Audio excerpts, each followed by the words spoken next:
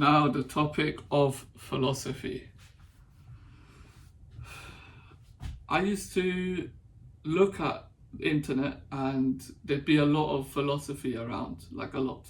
And some of them I would find helpful, genuinely. But I didn't realize, I just knew this intuitively that whatever that I analyze in my own life around me, my dad, my mum, my cousins, myself, my own circumstances, my own things that happened in my life, is more, I think, more philosophy and more helpful than looking it up on a book, it being official. Your life is official. And I had to remind myself that again, because sometimes I phase in and out. I forget that my life is official. And it feels very often like you get caught up in patterns and you just, it's almost like you're not even living.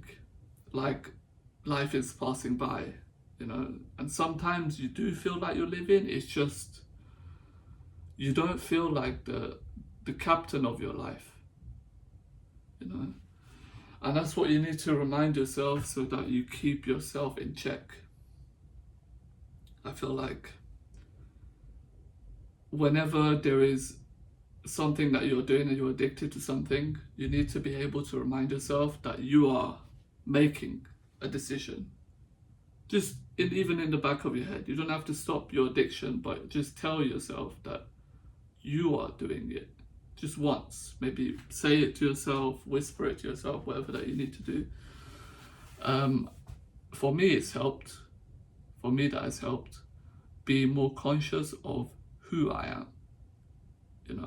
and not to see the toxic sides of myself and the bad sides of myself as something that is to hide away from, to run away from, to put a curtain up. My parents lived a life that is very curtain based. Everything was curtain based. Everyone was in a way that was pretentious. A lot of pretending to love each other. There's a lot of pretending to have hobbies, pretending to be interesting, pretending to be creative. My mum had that phase. And I was helping her a lot with the creative phase, and she put it on like a persona, she put it on like a medal, which I was proud of regardless of my mum being unwell mentally. I was still proud regardless that she had something to do and it was good.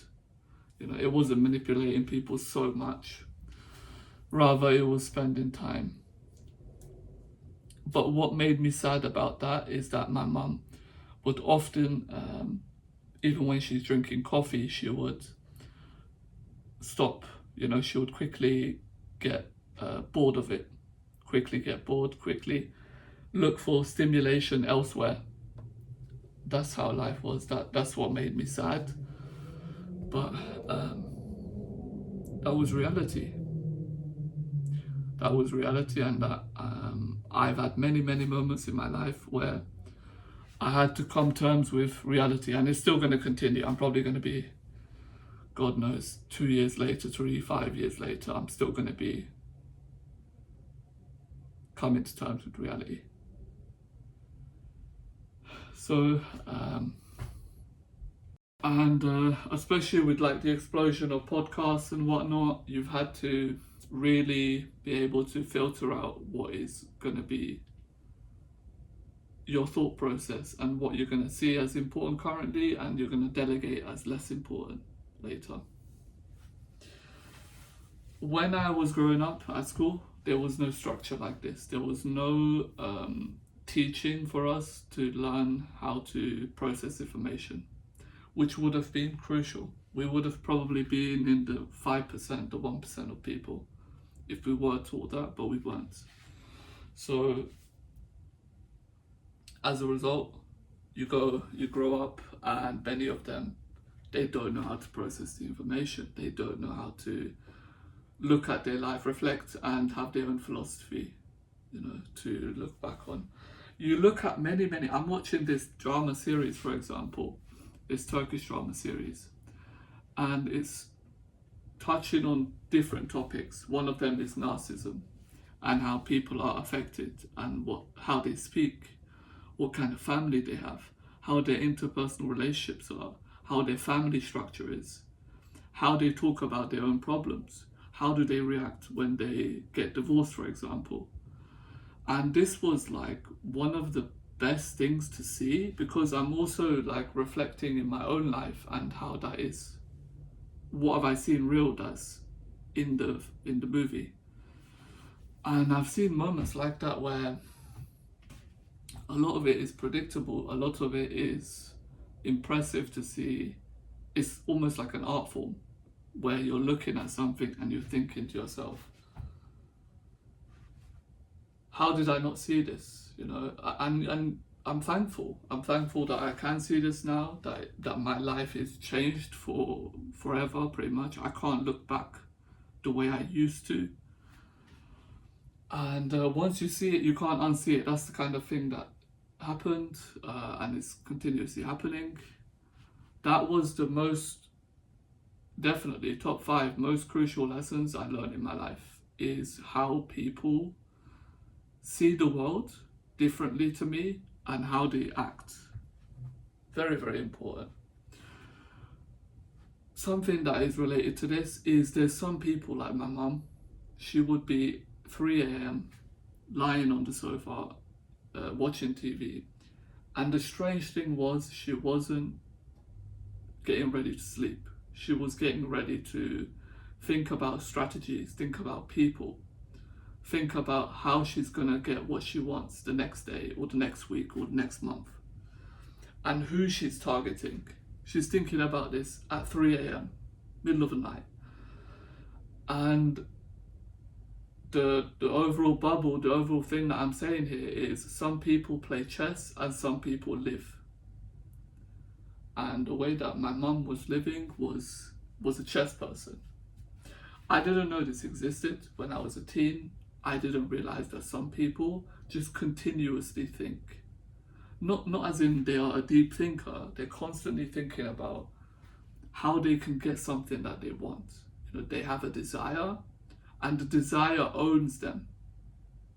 We all have desires. You don't have to be someone that is mentally ill in this way to be drowning in your desires. We all have desires. And we all have different amounts of discipline, which is, it's always going to be that way. That's fine. It's just that I realize that there are some people that are so deep into their desires, so deep into drowning in what they want and what they see and what they fantasize, that the real world is inconvenient illusion.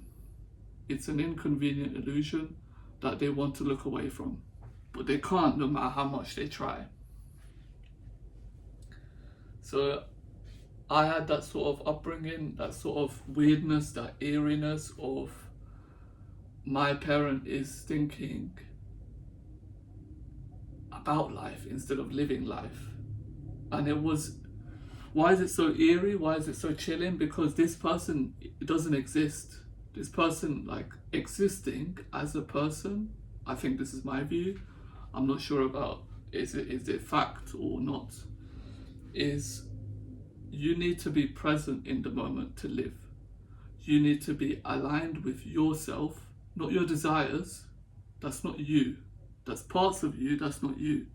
You need to be aligned with yourself to live. How are you going to live if you're not? It wasn't that way. It wasn't that way. There was desires that are running this person. So I'm being parented by someone that is an adult, essentially, and they are being run by desires, run by loyalty, power, control, manipulation, gaslighting. And when this is their reality, as the son, as the person that is living in the same household, you become disillusioned as well. You become phased, like, is my reality real? You know, am I also myself? Or am I just like this person? and you start to pick up, you start to become infused with this person and their delusions, you know.